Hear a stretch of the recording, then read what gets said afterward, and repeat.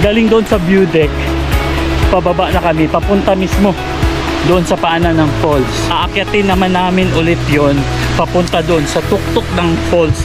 Andoon nag-aantay yung mga kasama namin.